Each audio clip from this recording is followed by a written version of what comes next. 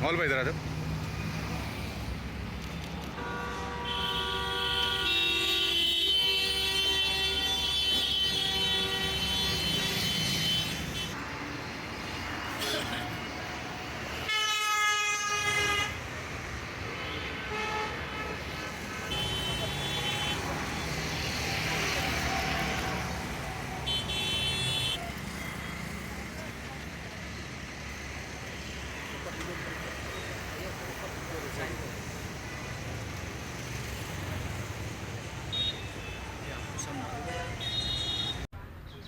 ఈరోజు తిహార్ జైల్లో మన బీఆర్ఎస్ పార్టీ ఎమ్మెల్సీ సోదరిమణి కవిత గారిని ఆర్ఎస్ ప్రవీణ్ కుమార్ గారితో కలిసి మా బీఆర్ఎస్ పార్టీ నాయకులు మొన్ననే నాగర్ కర్నూలు పార్లమెంట్ నియోజకవర్గం నుంచి ఎంపీగా పోటీ చేసినటువంటి నాయకులు సోదరు వారితో కలిసి రావడం జరిగింది. సో వారు చాలా ధైర్యంగా ఉన్నారు, గట్టిగా ఉన్నారు. ఎందుకంటే she the daughter of fighter. ఆమె కూడా సహజంగానే ఫైటర్ కాబట్టి చాలా మానసికంగా బలంగా ఉన్నారు. ఒక అక్రమమైనటువంటి కేసులో అన్యాయమైనటువంటి విధానంతో కేంద్రంలో ఉన్నటువంటి భారతీయ జనతా పార్టీ ప్రభుత్వం దుర్మార్గంగా ప్రతిపక్షాలను ఈ దేశంలో అణచివేయాలనేటటువంటి కుట్రలో భాగంగా కేసీఆర్ గారిని ఏమీ చేయలేక వారి కుమార్తె అయినటువంటి కవిత గారి మీద ఈ రకమైనటువంటి ఒక అన్యాయమైనటువంటి కేసు పెట్టి జైల్లో పెట్టించింది. కాబట్టి ఆమె చాలా బలంగా ఉన్నారు, మానసికంగా దృఢంగా ఉన్నారు. సో డెఫినెట్గా భవిష్యత్తులో మాకు న్యాయస్థానంలో న్యాయం జరుగుద్దనేటటువంటి ఆశాభావాన్ని కూడా వారు వ్యక్తం చేశారు. ఈ సందర్భంగా నేను మీడియా ద్వారా ప్రజానీకానికి కూడా విజ్ఞప్తి చేస్తూ ఉన్నా. ముఖ్యంగా ఇక్కడ ఢిల్లీ ముఖ్యమంత్రి ఉన్నటువంటి కేజ్రీవాల్ గారిని కూడా లోక్సభ ఎన్నికల ముందు వారిని కూడా జైల్లో పెట్టినారు. ఢిల్లీ ఉప ముఖ్యమంత్రిగా ఉన్నటువంటి మనీష్ సిసోడియా గారిని అయితే సంవత్సరానికి పైగా జైల్లో పెట్టినారు. జార్ఖండ్ ముఖ్యమంత్రిగా ఉన్నటువంటి హేమంత్ సోరెన్ గారిని జైల్లో పెట్టినారు. దాదాపు ప్రతిపక్షాలకు సంబంధించినటువంటి అనేక రకాలైనటువంటి పార్టీలు, ముఖ్యంగా భారతదేశంలో భారతీయ జనతా పార్టీకి ఈ పార్లమెంట్ ఎన్నికల్లో ఎవరు కూడా ఎదురుగా ఉండకూడదు అనేటటువంటి ఆలోచనతో డిఎంకే పార్టీ కానీ, బీఆర్ఎస్ పార్టీ కానీ, ఆమ్ ఆద్మీ పార్టీ కానీ, జేఎంఎం కానీ, ఇంకా అనేక రకాలైనటువంటి పార్టీల మీద ఈడీ దాడులు కానీ, సిబిఐ కేసులు కానీ, ఐటీ దాడులు కానీ చేయించి ఇతర పార్టీలన్నింటినీ కూడా భయభ్రాంతులకు గురి చేసినటువంటి ఒక దుర్మార్గపు చర్య కూడా కేంద్రంలో ఉన్నటువంటి భారతీయ జనతా పార్టీ ప్రభుత్వం చేసింది. సో ఇక్కడ వీళ్ళు చెప్తున్నటువంటి ఈ కేసు కూడా ఢిల్లీ లిక్కర్ కేసు అనేటటువంటిది అసలు కేసే కాదు.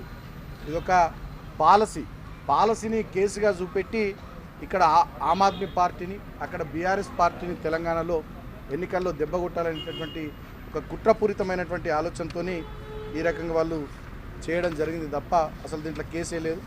ముఖ్యంగా ఇవాళ మేము అడుగుతూ ఉన్నాం, నిజంగా ఒక పాలసీని పట్టుకొని మీరు కేసు అని అన్నట్టయితే మరి వాళ్ళ కేంద్రంలో ఉన్నటువంటి నరేంద్ర మోడీ గారి ప్రభుత్వం బొగ్గు దిగుమతి విధానం కానీ, నూతన విద్యుత్ విధానం కానీ, ఎయిర్పోర్ట్ లీజింగ్ విధానం కానీ, బొగ్గు గనుల వేలం విధానం కానీ, ఇట్లా అనేక రకాలైనటువంటి పాలసీలు ఈ 10 సంవత్సరాల కాలంలో కేంద్రంలో ఉన్నటువంటి భారతీయ జనతా పార్టీ నేతృత్వంలోని మోడీ ప్రభుత్వం తీసుకున్నది. మరి వీటన్నిటి మీద కూడా కేసులు పెట్టాల్సినటువంటి పరిస్థితి వస్తుంది రేపటి రోజున. అంటే ఒక పాలసీగా చూడకుండా దాంట్లో ఏదో ఉందనేటటువంటి ధోరణితో ఇవాళ కేంద్రంలో ఉన్నటువంటి భారతీయ జనతా పార్టీ ప్రభుత్వం కక్ష సాధింపు చర్యగా ఈ పనిచేసింది. నిజంగా మరి ఆ పాలసీ వల్ల ఢిల్లీ ప్రభుత్వానికి ఏమైనా నష్టం వచ్చిందా అంటే ఇక ఎక్కువ లాభాలు వచ్చినాయి. అయినప్పటికీ కూడా ఉద్దేశపూర్వకంగా కావాలని చెప్పి ఈ రకంగా జరిగింది. సో అన్నిటికన్నా ముఖ్యంగా ఇదొక కక్ష సాధింపు చర్య అని మేము ఎందుకు అంటున్నామంటే దీని వెనుక కథ, స్క్రీన్ ప్లే, దర్శకత్వం అంతా కూడా భారతీయ జనతా పార్టీకి సంబంధించినటువంటి ఎంపీలు ముందే 2022 ఆగస్టు 21 నాడు బీజేపీ ఎంపీ పర్వేష్ వర్మ ఆయన ముందే ఈ కేసు గురించి మాట్లాడి త్వరలో వీళ్ళు అరెస్ట్ అవుతారు, వాళ్ళు అరెస్ట్ అవుతారు అని చెప్పి ఆయన మాట్లాడిన తీరును చూస్తుంటేనే ఈ వంటకాన్ని అంతా భారతీయ జనతా పార్టీ వండి తర్వాత ఈడీని, సిబిఐని ఈ కేసులో ఆమ్ ఆద్మీ పార్టీ మీదకి, బీఆర్ఎస్ పార్టీ మీదకి వదిలినట్టుగా స్పష్టంగా కనబడుతూ ఉంది. సో ఇవాళ ఏది ఏమైనప్పటికీ ఒక మాట మాత్రం స్పష్టంగా చెప్పదలుచుకున్నాం. బీఆర్ఎస్ పార్టీ గతంలో ఉద్యమం చేసినటువంటి పార్టీ, 14 ఏళ్ళు తెలంగాణను తెచ్చిన తెలంగాణలో బ్రహ్మాండంగా సంక్షేమాన్ని, అభివృద్ధిని చేసినటువంటి పార్టీ.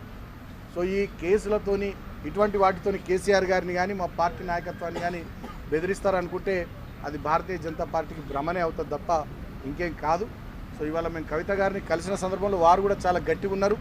డెఫినెట్గా ఇటువంటి కేసులకు అదిరేది లేదు, బెదిరేది లేదు, భయపడేది లేదు. ఇంకా గట్టిగా పోరాటం చేద్దాం. కేంద్ర ప్రభుత్వ ప్రజా వ్యతిరేక విధానాల మీద, భారతీయ జనతా పార్టీ ఫాసిస్టు విధానాల మీద ఇంకా గట్టిగా మొండిగా ఈ దేశ ప్రజల తరపున నిలబడదామని చెప్పి వారు చాలా దృఢంగా బలంగా మాకు చెప్పడం జరిగింది.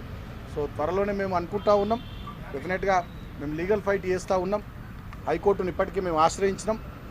డెఫినెట్గా మాకు న్యాయ వ్యవస్థ మీద నమ్మకం ఉంది. భవిష్యత్తులో రిలీఫ్ దొరుకుతుంది అనేటటువంటి ఆశాభావాన్ని కూడా మేము వ్యక్తం చేస్తూ ఉన్నాం. కానీ వాళ్ళ దేశ ప్రధానికాన్ని విజ్ఞప్తి చేస్తూ ఉన్నాం. ఇది ఒక ఫాసిస్టు ప్రభుత్వం, ఒక దుర్మార్గపు ప్రభుత్వం. ఈ దేశంలో కాశ్మీర్ నుంచి కన్యాకుమారి వరకు, అటక్ నుంచి కటక్ వరకు దళితుల గురించి, రైతుల గురించి, మహిళల గురించి, బలహీన వర్గాల గురించి, మైనారిటీ వర్గాల గురించి, వాళ్ళ సంక్షేమము, ఈ దేశ అభివృద్ధి అనేటటువంటి సమస్యల గురించి వీళ్ళు ఏం మాట్లాడతలేరు. ఎంతసేపటికి ప్రతిపక్ష నాయకులు, ప్రతిపక్షాలకు సంబంధించినటువంటి పార్టీల నాయకుల మీద ఈడీ దాడులు, సిబిఐ దాడులు, ఐటీ దాడులతోని వాళ్ళని భయపెట్టి లొంగ తీసుకొని ఈ దేశంలో నయా నియంతృత్వ పరిపాలన కొనసాగించే విధంగా ఈ నరేంద్ర మోడీ ప్రభుత్వం ఫాసిస్టు విధానాన్ని అవలంబిస్తూ ఉంది. అది దేశ ప్రజానీకం డెఫినెట్గా గమనిస్తున్నారు. కాబట్టి రాబోయే పార్లమెంట్ ఎన్నికల్లో ఇప్పటికే ఈ 4 దశల్లో జరిగినటువంటి ఎన్నికల్లో భారతీయ జనతా పార్టీ ఘోరంగా దెబ్బతిన్నది. ఈ రాబోయే 3 దశల్లో కూడా ఇంకా ఘోరంగా దెబ్బతింటుంది. వాళ్ళు ఎట్టి పరిస్థితులలో 200-220 సీట్లు దాటే పరిస్థితి లేదని చెప్పి దేశమంతా ఆసేతు హిమాచలం చెప్తా ఉన్నది. ఇవాళ బీఎస్సీ సెన్సెక్స్ పడిపోతూ ఉన్నది. స్టాక్ ఎక్స్చేంజ్లలో మొత్తం మదుపర్ల సంపద అంతా ఆవిరైపోతూ ఉన్నది. మళ్ళీ ఎన్నికల్లో వీళ్ళు గెలుస్తారు, ఒక సుస్థిరమైనటువంటి ప్రభుత్వం ఇక్కడ వస్తుంది అనేటటువంటి ఆలోచనలు కూడా దేశంలో కానీ ప్రపంచంలో కానీ ఎవరు చేస్తలేరు. ఖచ్చితంగా రాబోయేదంతా సంకీర్ణ యుగం అని చెప్పి దేశ ప్రధానికం కూడా భావిస్తూ ఉన్నారు. నరేంద్ర మోడీకి కానీ ఈ ప్రభుత్వానికి కానీ నూకలు చెల్లినట్టే అని చెప్పి అందరూ మాట్లాడుతూ ఉన్నారు, చెప్తా ఉన్నారు. కాబట్టి ఏ పార్టీల గొంతులైతే నొక్కి, ఏ నాయకులను జైళ్ళల్లో పెట్టి, అక్రమంగా కేసులు పెట్టి, తద్వారా ప్రజా తీర్పును ఏదో వాళ్ళకు అనుకూలంగా మలుచుకుందామని చెప్పి వాళ్ళు భావించారు. ఇవాళ అదే వాళ్లకు నష్టం చేయబోతూ ఉంది, అదే వాళ్ళకు బూమరంగ్ కాబోతూ ఉంది. భారతీయ జనతా పార్టీ అరాచకపు విధానాలు, వాళ్ళ పద్ధతుల మీద ఇవాళ దేశ ప్రజానికం డెఫినెట్గా తిరగబడ్డది.